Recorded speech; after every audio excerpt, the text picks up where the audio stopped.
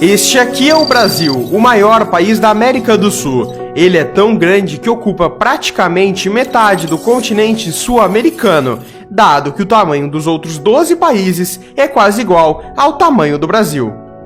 Nosso país é tão grande que dentro dele caberiam a Alemanha, Japão, Itália, Polônia, Noruega, Argentina, México e, por fim, o Egito e a Espanha. E apesar de ser gigantesco, o país não tem uma população proporcionalmente expressiva ao tamanho do território. Já todos esses países citados anteriormente juntos formam mais de 700 milhões de habitantes, enquanto o Brasil tem um pouco mais de 210 milhões. A Alemanha, por exemplo, é 23 vezes menor que o Brasil, mas tem o equivalente a 40% da população brasileira. Mas enquanto os habitantes da Alemanha estão melhor distribuídos pelo seu território, a população brasileira está concentrada em grande parte na costa do país, o que deixa outras regiões como o norte menos povoadas. Dado que a região norte e parte do centro-oeste do Brasil representam 53% do território brasileiro, mas possuem menos de 10% da população do país. E para entendermos por que grande parte do território brasileiro está vazio, temos que voltar um pouco na história.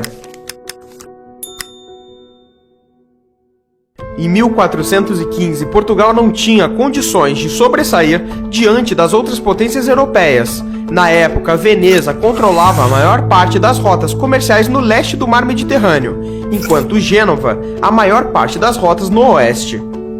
Por não ter poder no Mar Mediterrâneo, Portugal deu início às grandes navegações com o objetivo de encontrar metais preciosos e colônias para exploração e comércio.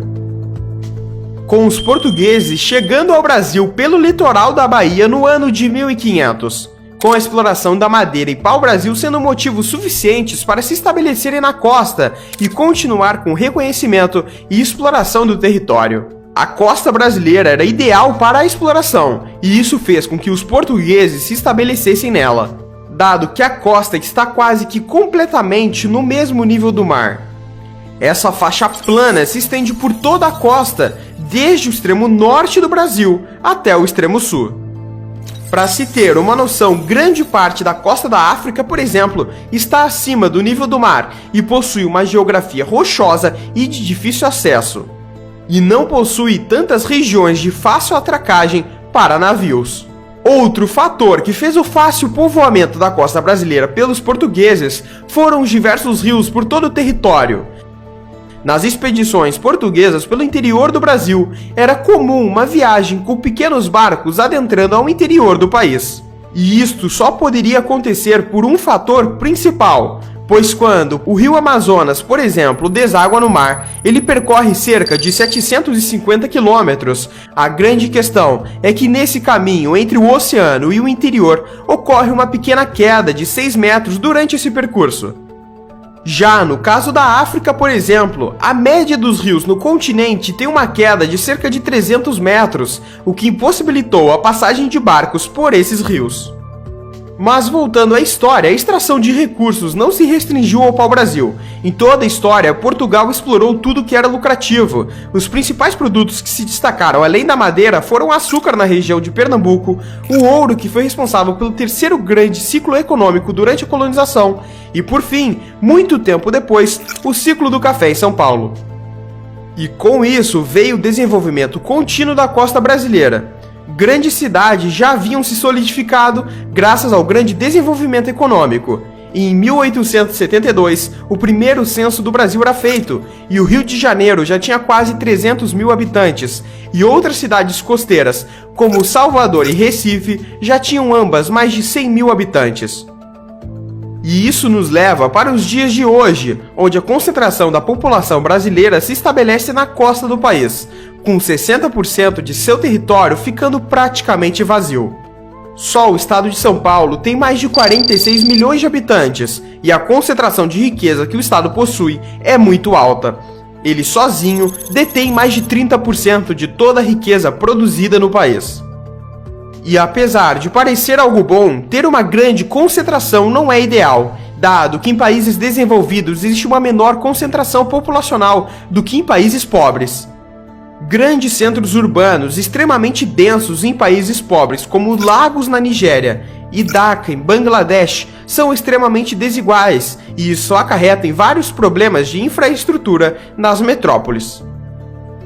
E embora a ascensão de São Paulo tenha sido provocada quase completamente pelo sucesso do café, a cidade conseguiu em pouco tempo criar a instalação de um parque industrial relevante e diversificado, que por sua vez impulsionou essa imensa concentração de habitantes por meio do processo de migração em massa da população do campo para as cidades, conhecido como êxodo rural, que aconteceu mais intensamente nas décadas de 1960 e 1980. E na região norte, essa concentração nos grandes centros se mantém, mas por motivos diferentes. O fato é que, por estar na região amazônica, os estados encontram alguns problemas.